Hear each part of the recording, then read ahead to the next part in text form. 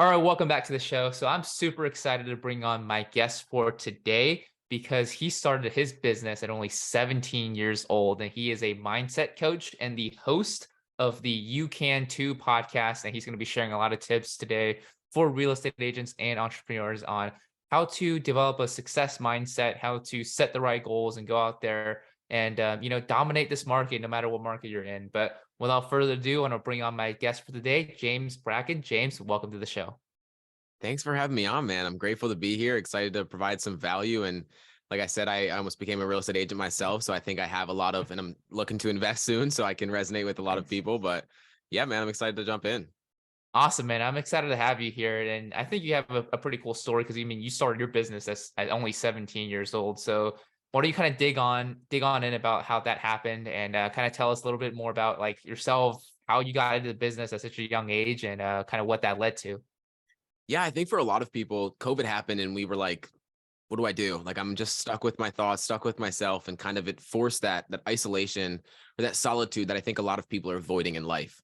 And it was a good thing. I found so much value from COVID. I mean, it was one of the times that was real struggle because a lot of us were alone, but in the same sense, it kind of forced you to deal with those thoughts that were continuously popping up that we always try to avoid with things like this. And so yeah, I dove deep into that, man. I was in a senior in high school when I was junior in high school when COVID happened. It's crazy enough to say. Senior year happened. I tore my labrum.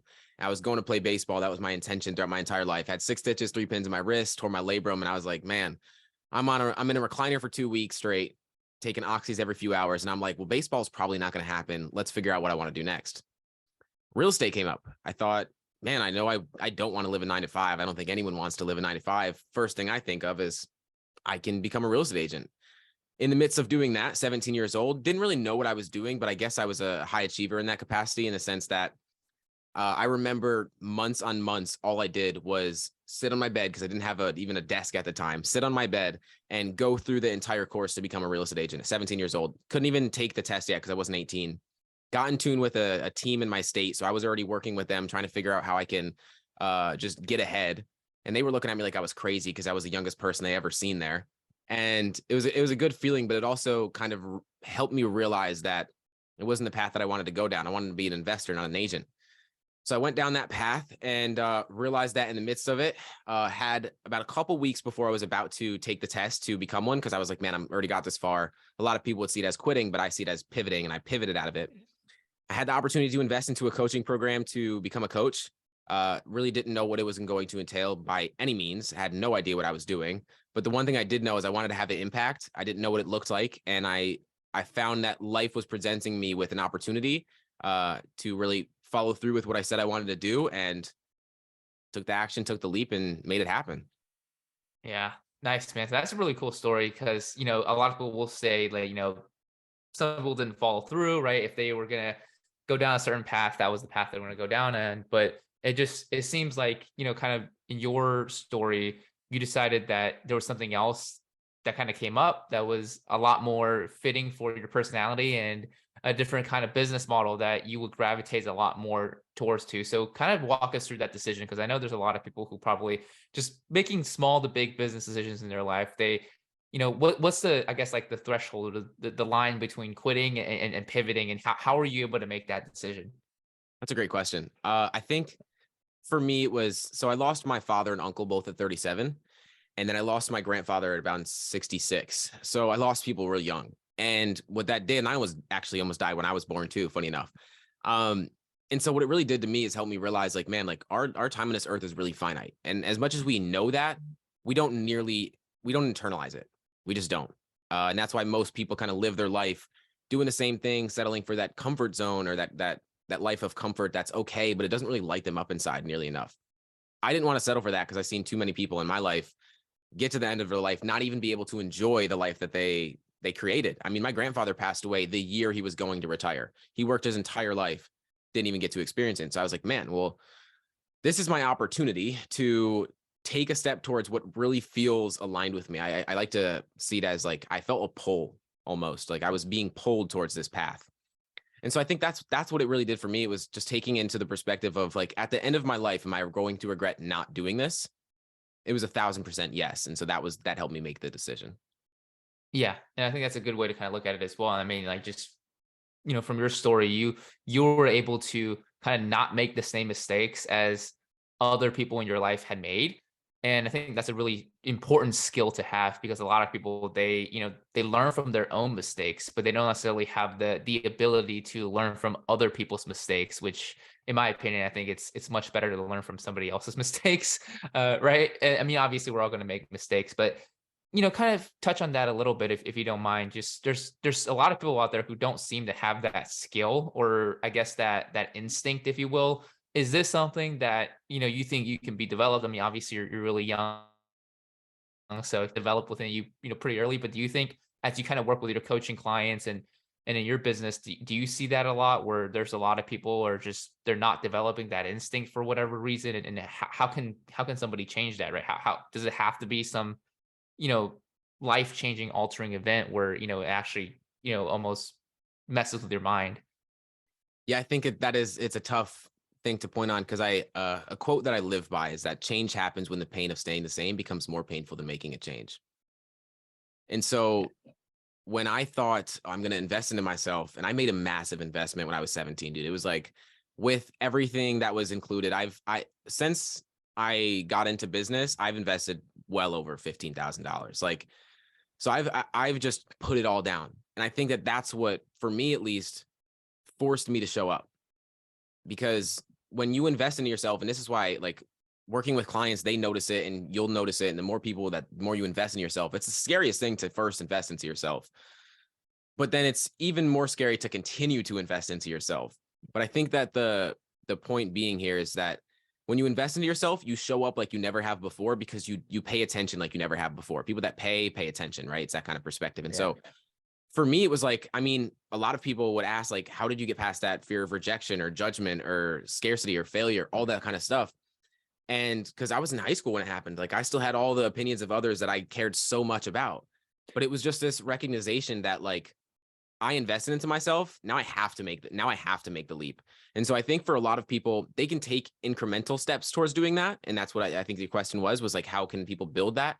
But Right. I think where things are really start to shift is when you don't think, oh, I'm just going to take one small step. It's no, like I'm going to take a massive leap and figure it out along the way. Cause I think where I would like to kind of go from what you said was feel people learn in life by taking on more than they can handle, knowing it's more than they can handle and doing it anyway. And I think that that's what a lot of people are trying to avoid. And so they stay comfy in where they are and they're just not really fulfilled to the level that they could be.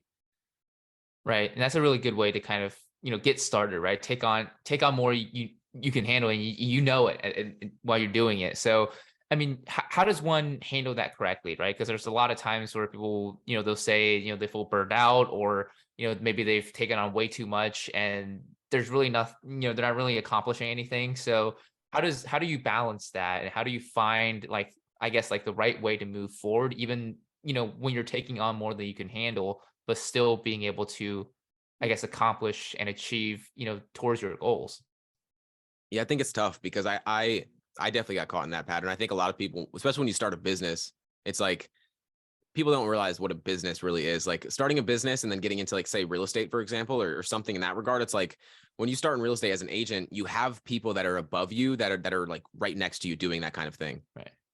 When you're starting a business, you can hire coaches, but they're not like with you. At least my coaches weren't. So it's like you get guidance from to some capacity, but you don't get the like this is what you need to really take into account when you start. And so for me, it was like, hell yeah, I definitely burned myself out in the beginning. I think everyone does, but I think the perspective to take is, at least this is the kind of perspective I take is don't look for balance.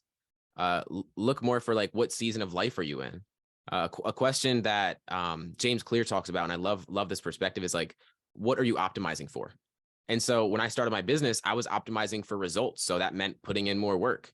And then when you get to a different point in life, I'm optimizing for enjoyment. So it's like you have to figure out what kind of season in life you're in because we go in spurts. Like you don't want to just go 100% in and then dive out and then just you're at zero, but more so figure out where you are in your journey, and that'll kind of lead you down the path to figure out if you even want to continue down that path. Because I feel a lot of people get down it and they realize it's not even the path for them.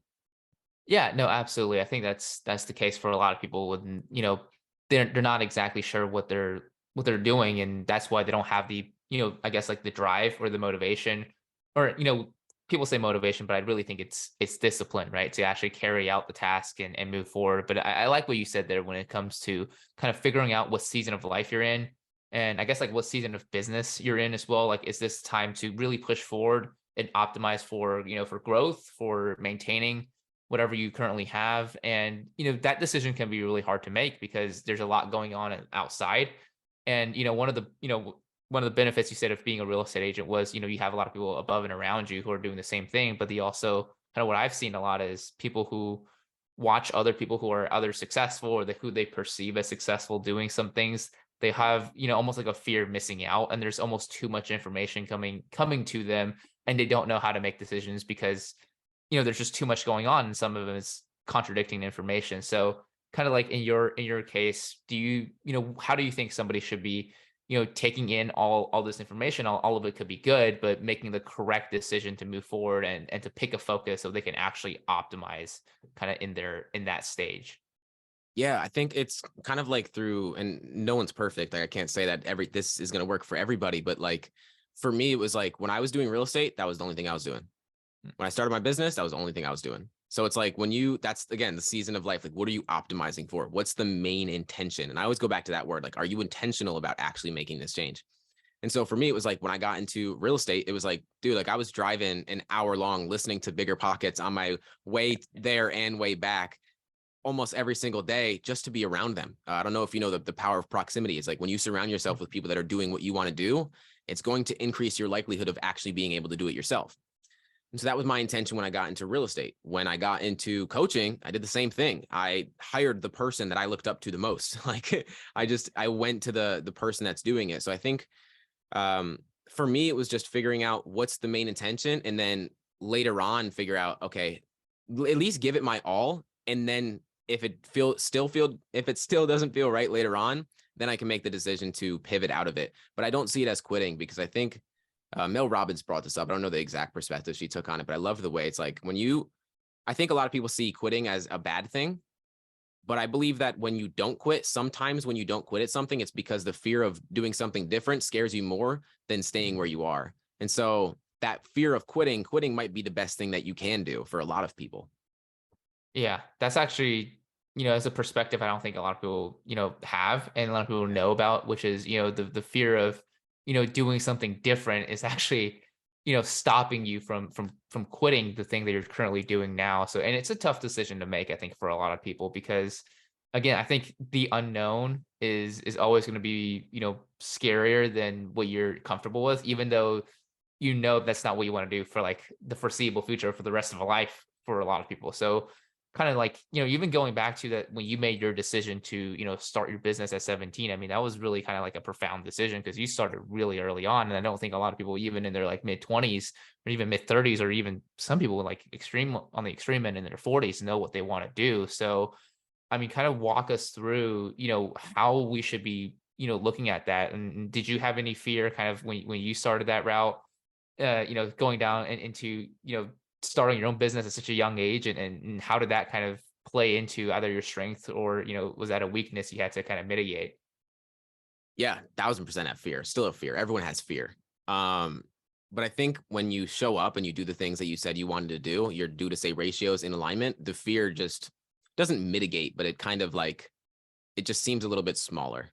It seems like it has a little bit less control over you. You feed the fear a little bit less because you're feeding the life that you deserve to create. And Yeah. so, hell yeah, a thousand fears. Every single day, a fear popped up. But it was like, am I doing the thing that I said I wanted to do? Yeah, I'm winning then. So it's like my standard of success isn't achieving said result, but it's more so doing the thing that I said I wanted to do. My success looks like to me is my standards. And so that's what that kind of looked like for me in the beginning, was like, what are the things that, and this can come down to real estate too. Like, how many people are you outreaching to every single day? If you hit what you said you were going to hit, you won.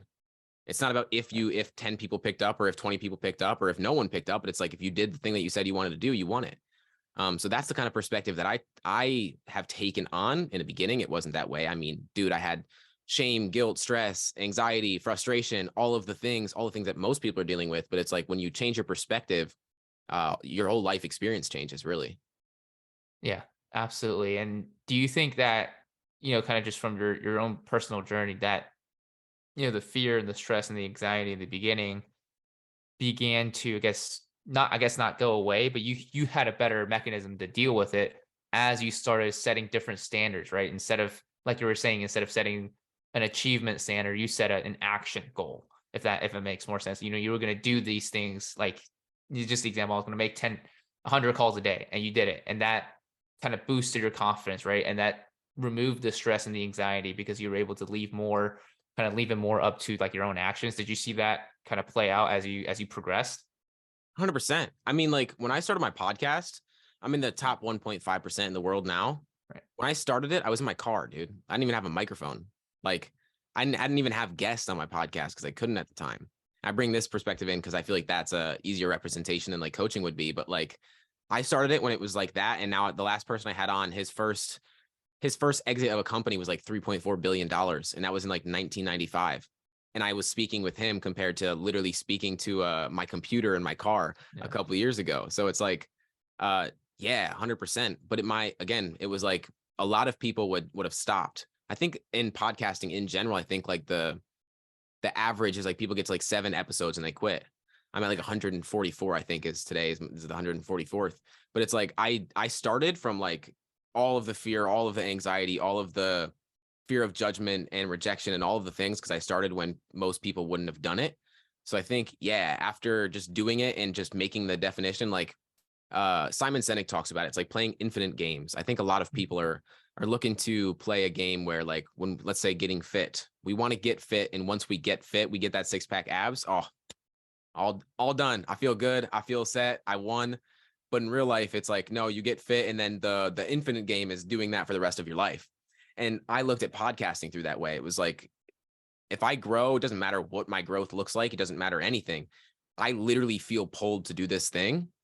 And so I'm going to do that thing. And it doesn't matter what my results look like. If I show up and I post 2 episodes a week, I'm winning. And the same thing Yeah. for posting online. So yeah, to answer your question, yeah, definitely everything gets easier the more you do it. Yeah, that's a really good. I mean, The Infinite Game is one of my all-time favorite books for sure because and it puts a good perspective, I think, for people, which is, it's getting to a certain point is one thing, but being able to maintain it is a different thing. And like when I talk to people all the time, the real estate agents, other business owners, I always look at, what kind of lifestyle they're maintaining Mhm. instead of, what metrics, somebody's hitting. Cause you can sprint really hard to hit a metric. But if you're not able to maintain that or maintain a standard of excellence or whatever standard that you want to have, like, on your business, on your team, whatever, then I mean, it doesn't really matter at this point, right? Because everything it comes and goes. So like, and you're kind of like when you're working with clients or when you're working with like your own business, does that come into play? And how should does it just take more planning in the beginning to kind of understand that if you're ever, aiming for a goal, it should be something that it could be maintained long term. And how do you usually go about that in terms of, setting metrics or setting goals in your business?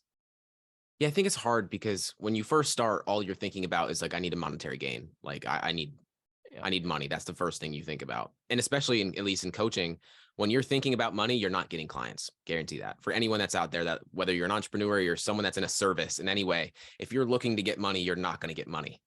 And that's just the way that it pans out. So I think for me, it was like shifting my mindset to serving instead of selling, or serving instead of like trying Mm. to get a monetary gain from someone.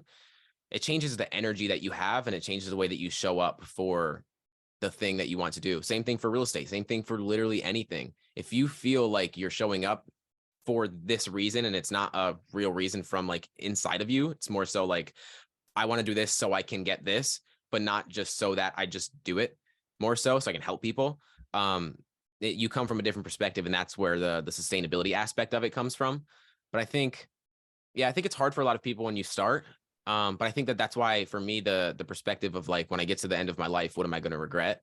Uh, or the question I love to ask is, what's the cost of inaction? If I don't act, what does that lead to? And that's a perspective I take. So I don't really know if that answered your question, but I think it's just the perspective of like, man, like long-term vision. What does success look like to you?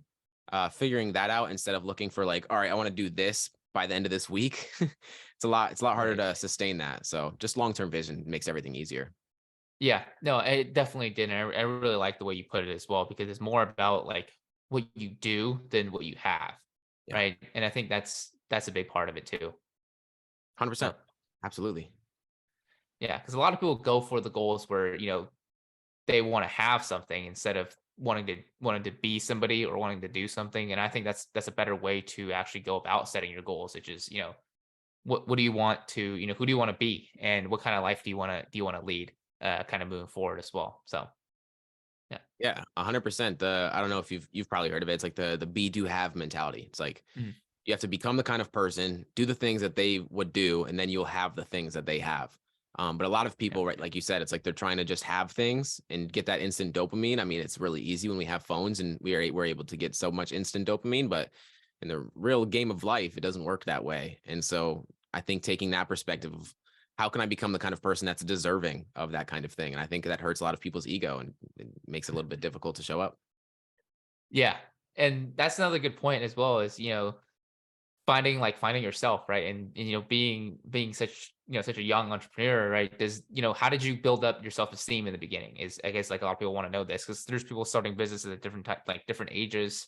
Seems like a lot of younger people are moving into business, uh in this past couple of years. So, like, how do you build your self-esteem in the beginning?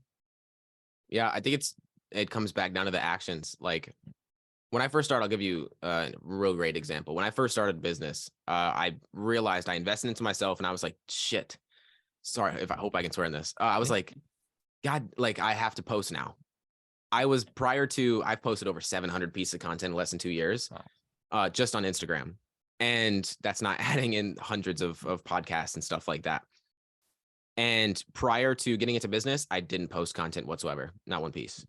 Like you can scroll back all the way to the bottom of my Instagram. It's solely just me starting coaching because I cared that much about people's opinions. And so like stepping into coaching and then doing any of this, if you looked at me a couple years ago, it's foreign. It doesn't make any sense. Um, but I think that it was like merely starting, making that my standard of success is like, okay, same with the podcast, same with posting. It's like, okay, if I just do it every single day, it's unreasonable that I don't achieve what I want to achieve. Mhm. Alex Hormozy talks about this a little bit. It's like if you just do the thing and you make it unreasonable that you won't succeed because you just act so many times, you will succeed. It's just if you don't stop. And so I think for me, it was like just taking that perspective again. It's like long-term vision. If I just do this thing, where will I be? And I think something too, like you said, is a lot of people, they're getting started, they're trying to look into business and they're like, I want results immediately. That doesn't happen. And so I think the perspective to take is like changing your view for, I want to change my direction and not my current results. That's what I focused on. That's going to change everything for you. If you're trying to get into business or trying to get into anything that requires you to build a skill to get a monetary gain or any kind of gain, you have to think direction over results because your results will not be good in the beginning. But if you focus on the direction, that will allow you to fail a bunch of times so that you can succeed long term. I really like that. Yeah. Find your direction, like, go for a different direction, not a different result, because, yeah, these things take time, right? And that's, it doesn't matter what industry you're in. It's, some industries, you get your results a little bit faster. Some industries, much, much longer. But if you just change your direction, right, and you're able to stick with it persistently, then that's how ultimate success is achieved. And I love what you said there in the a little while, a little while back, which is, if you do these certain actions, it will be unreasonable not to be successful, right? That's kind of like the logic you want to put behind that. Like, what are you doing today, and what is the result that's going to bring, and is it reasonable to expect that kind of result? And that's the way you want to think about it, is moving in that direction, and the result will just come eventually, right? 100%. And like most people are striving in life is like what I like to use. We're striving to achieve a goal. We're striving. We work long hours. We put so much effort in. We do all these things. But what that does is it puts us in the identity of the person that's almost there. I'm Mm, striving towards this goal. That goal's on a pedestal. You put it on a pedestal because I'm almost there. And then when we get to that goal, there's another goal right after that. And then I'm almost there. And so we always view ourselves, it goes back to self-esteem aspect. It's like you always are going to view yourself as a kind of person that is almost at your goal. And so you'll get stuck in this consistent loop of being where you are because you'll never change your perception of self, which determines the actions that you take and the results that you get in life. And so absolutely, I think when you focus on direction instead of results, it allows you to surrender to where you are by doing the things that, like I said, it's like makes it unreasonable that you won't succeed long term. You do that enough times, you surrender to the journey, you can actually enjoy the process throughout that time, and then you will achieve your goal. Instead of putting so much pressure on yourself, striving, and then maybe achieving the goal, but being unhappy along that process. And I believe the whole purpose of life is to enjoy the passage of time. So that's like a breakdown of what coaching looks like with me, because that's exactly what I've found is tough for a lot of people. Oh yeah, for sure. And I think, going after like a material or like a specific goal, these are like it's stagnant, right? It's just the moment in time. Mhm. But that's not how like our real life works, right? It's the like you're saying, it's the passage of time. It's constantly moving, right? There's change, right? And that's why direction. I really like what you said about the direction thing and not the results thing, because that's what everybody should be aiming towards. Just because you hit a metric doesn't mean you stop, right? And I think that's where a lot of people get into, and maybe we can touch on this as well, as like self-sabotaging either right before they hit a big metric or make a big play in their business or their careers, or right after, right? Because that's not who they are, that's not the direction they're moving in. They somehow got to that point. But maybe Mhm. you can touch on that a little bit. It's like, have you seen a lot of people self-sabotage kind of just in and around you, and how to avoid that? Yeah, I'm literally working on a course right now on self-sabotage, Yeah. funny enough. Because that's a real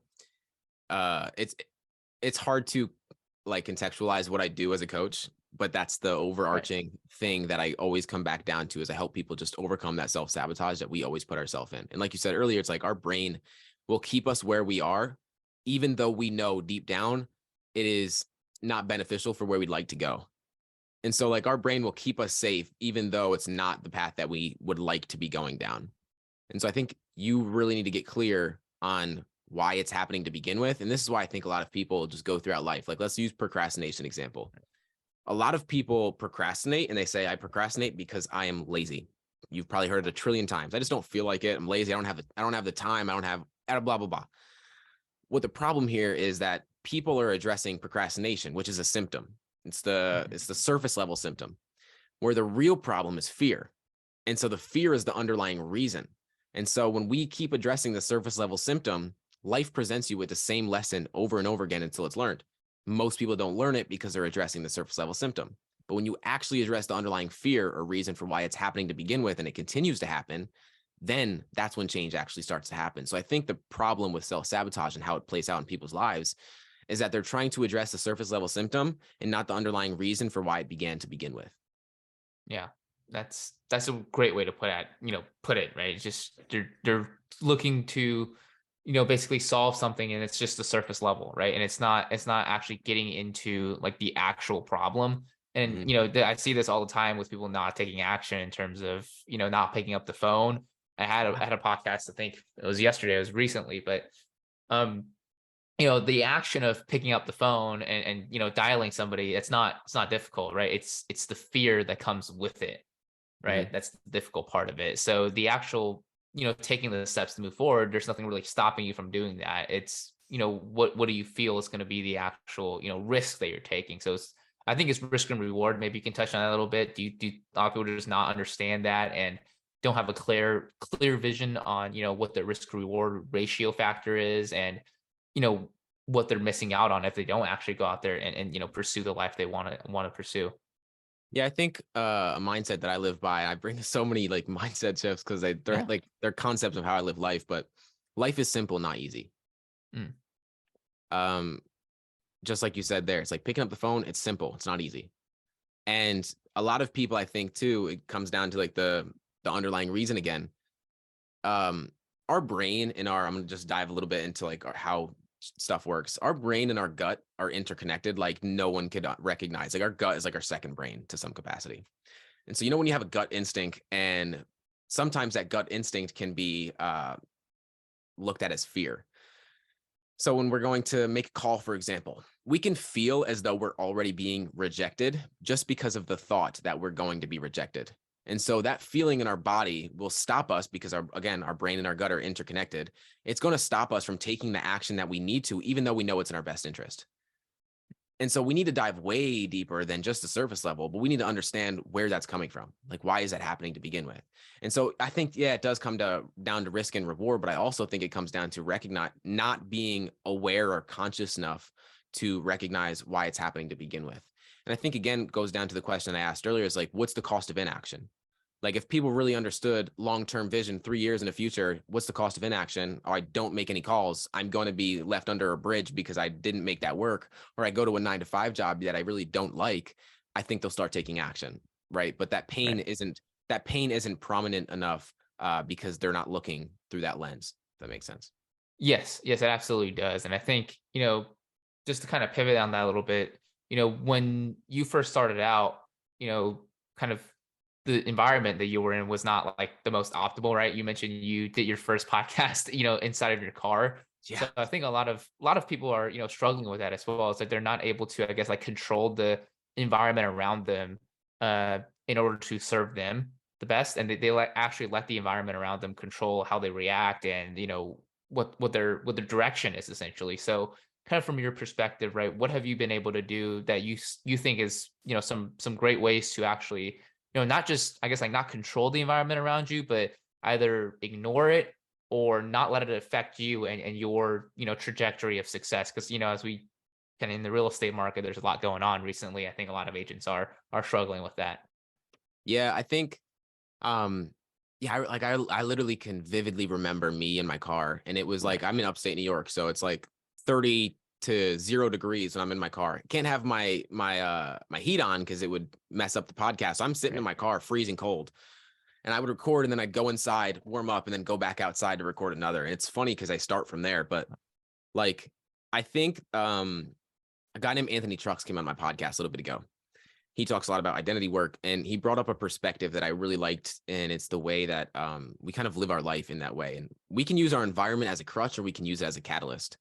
For a lot of people, he made a change in his life when he realized that he didn't want to get to the end of his life saying that I didn't do this because of this, right?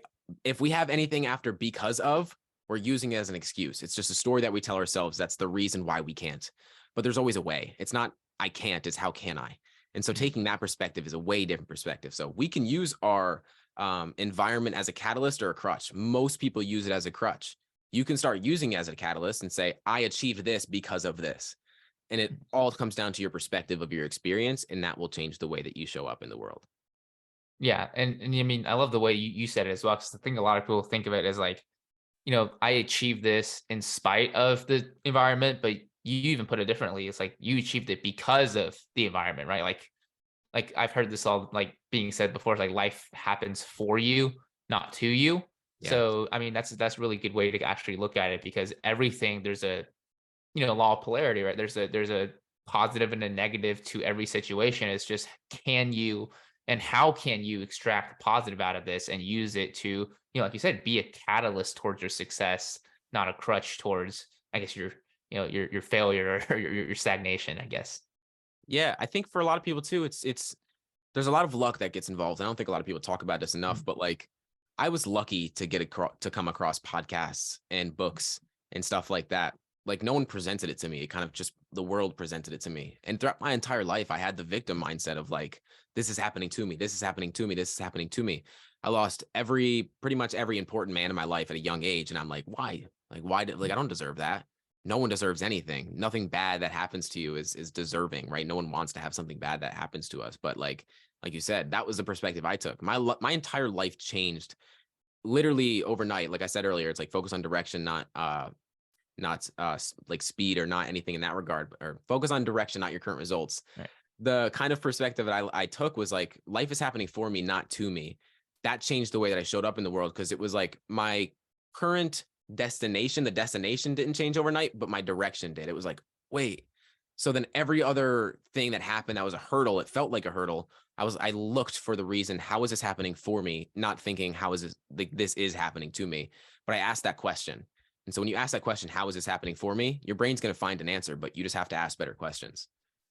Yeah, absolutely. And just, if you consistently talk to yourself like that, right, it's going to build a stronger mindset, and Hmm. it's going to, help you almost build that habit where, I mean, probably at this point you can maybe attest to this, like you're subconsciously now, you're not even having to, you know, do it intentionally, but it just comes natural to you to always look for, the positive side, even out of something that some people might never see anything good out of it. But you're because you've done the work in the beginning, now anything that happens to you, you can find, a benefit to it and how it can actually boost you towards your success, right? Yeah. I mean, you have to make the conscious decision. Like life is it's your brain especially is always going to look for the reason why this is bad. Like even if something like it's just that's its job. It's literally anything that's negative or anything that is fearful for you, it's like a threat to your brain. Right. And so if it's a threat to your brain, it's going to bring up every reason why you shouldn't do the thing. And so you have to make the conscious decision to realize like, man, this is happening for me. But you have to, like you said, a lot of practice that just goes into really reprogramming your subconscious mind, how it works.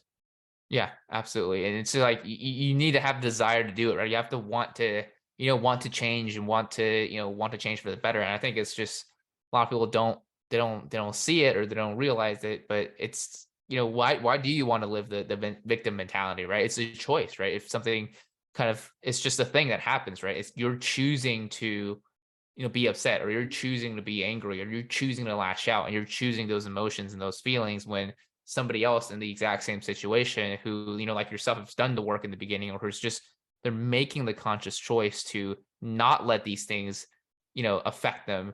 And they're living a much better life, right? It's not just the material things they're getting in there, but it's just like they feel better. They have more energy. And like who doesn't want to live that way, right? I mean, I don't understand, right? So a lot of people, they do fall into that trap. And maybe you can touch on like why that is just conditioning, and because I see a lot of people just not being able to change, and maybe sometimes it just takes people a longer time. Yeah, I think it's really tough for a lot of people because they don't like a lot of people are not surrounded by people that are conscious. I think that's Mhm. the best way I can explain that. Yeah. Most families are not conscious enough to recognize what you just said right there. And it honestly hurts me because I didn't grow up with it. Like I said, I was lucky to come across podcasts and books and things that shifted my perspective on the world. Because if I didn't, man, I would have went. I don't even know where I'd be right now. Yeah. Like I literally have Right. no idea. And so I think it's tough for a lot of people that you like. First step into changing anything is changing the information that goes into your brain. Inputs, outputs. Like it's that simple. It's just like taking more action, you get more results. It's the same exact thing. So I think yeah, it's tough for a lot of people because they're not surrounded by people that are conscious to help them gain consciousness in the sense of how to look at the world or how to change your perspective or how to show up differently, how to have a different experience, how to create a different experience. Because, like you said, the only constant in life is change. There's always going to be change that's happening. But the one thing that we have control over is the certainty that we build within ourselves. And that can Mhm. be difficult to build. So I think that it really does start with changing the information. Like, dude, Yeah. I honestly have so many books, I don't know where to put them anymore. I have them everywhere. It's insane. Yeah, you go just put the information in your brain, right? That's the right way to do it. Just just put the information in yourself. But no, I love it. So like programming, right? That's what we hear all the time. You can either have, negative programming or positive programming, and that's exactly what you're doing, and that's what successful or just happy people in general are doing, and they're programming their minds using, or not the right information, but like positive information, things that are going to make them happier, things that are going to, make them be more successful, more ambitious, if you will, more, striving towards a better future versus the majority of the world. I think and they don't even realize it, right? Because once you realize it, it's really easy to make a change. But before, realizing that reality, I think that's what keeps people in that same loop of negative programming, since they don't know what they don't know. So, 100%. yeah. 100%. The world opens up when your perspective opens up. Like we're always looking at our problems like it's a dot on a screen. We're looking right there. Yeah. Something that really helps me like when I'm caught in overthinking or I'm caught in my problems or anything in that regard is like I literally go outside, go for a walk, and I look at people driving by or doing anything, and I'm like, man, there's a whole world going on out there. There's my problems are not as big as they seem. Yeah. That's something that really helps me put things into perspective. I feel like your power in life is in your perspective, and once you open that Yeah. up, and that's why I find coaching and books and just all that kind of stuff so powerful because it just you have an external perspective on something that you'll likely resonate with.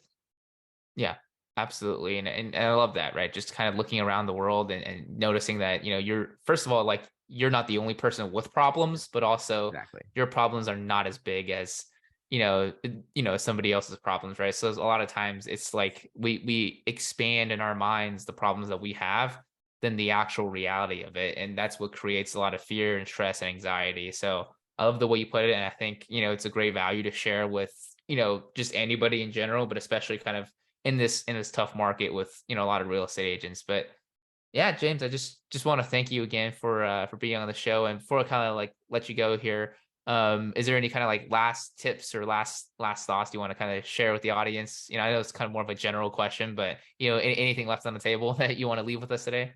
Yeah, you made me think about something when you said that, and it was like the way I like to look at coaching and just in general, what hiring a coach or just being connected with someone that is whether they're where you want to be or they have a little bit more knowledge than you do in some capacity. It really helps to get an external perspective because, like you said, a lot of people are looking at their problems like it's right in front of them, and this is how most Right. people live their life. They're looking at it; it's right in front of them. Everywhere they look, the problem's still there. What happens when you work with a coach or you just get an external perspective, like you're podcasting and you're getting external perspectives from people, it changes the way you look at the world. It kind of like the person takes the problem back and then you're able to look around and you're like, oh, it's not just me. It's not just me. So that's what I think is really important. If you're someone that just is in an unsettling place or you are stuck in a continuous loop of being in the same place, doing the same things, expecting a new result, get a different perspective because I guarantee you will change everything for you. Yeah. That's awesome, man. So for our listeners out there who are, watching this on YouTube, what are some of the best ways they can actually reach out to you and learn more about what you're doing? Maybe get into your coaching programs and listen to your podcast. Yeah. So podcast is the You Can Too podcast on all platforms, Spotify, Apple Podcasts, YouTube, all the places. And then my main platform is Instagram at James Brackin IV. I'm sure it'll be in the show notes, but Right. that's where you can find me. Yeah. So we'll make sure to leave the links down below so everybody can find you. But James, I just want to thank you again for being on the show. Really appreciate it. Again, I really admire what you've been able to do. And only, starting your business is only 17 years old. And for our listeners tuning in, I want to thank you again for tuning into the show. And I'll see you guys on the next show. Take care.